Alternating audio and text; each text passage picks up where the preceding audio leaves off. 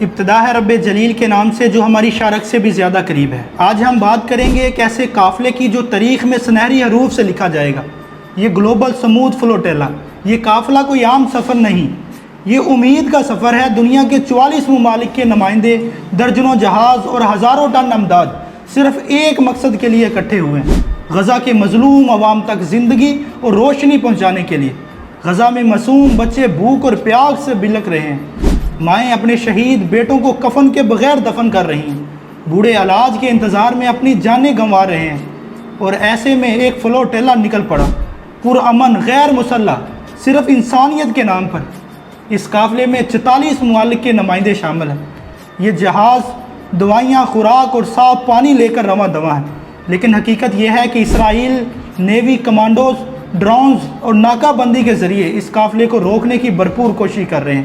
اگلے چند دن اور راتیں سب سے خطرناک سمجھی جا رہی ہیں، اور پوری دنیا کی نظریں اس جد و جہد پر جمی ہوئی ہیں، اور یہاں پاکستان کے وہ بیٹے بھی شامل ہیں جنہوں نے اپنی جانوں کو خطرے میں ڈال کر اس مشن کا حصہ بننے کا فیصلہ کیا۔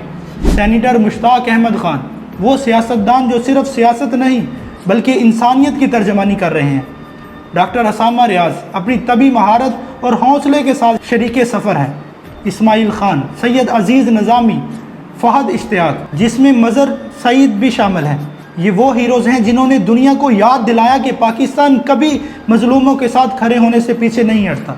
سوچیں یہ سب لوگ اپنے گھروں اور آسائشوں کو چھوڑ کر سمندر کے خطرناک لہروں اور بمبارش کے سائے میں کیوں نکلے؟ کیونکہ انسانیت کی کوئی سرحد نہیں ہوتی، کیونکہ ظلم کے مقابلے میں خاموش رہنا سب سے بڑا جرم ہے۔ یہ قافلہ صرف امداد نہیں لے جا رہا، یہ پیغام دے رہا ہے کہ فلسطینی تنہا نہیں ہے۔ یہ وقت صرف دیکھنے کا نہیں ہے، یہ وقت آواز بلند کرنے کا ہے۔ سوشل میڈیا پر اس قافلے کی حمایت کریں۔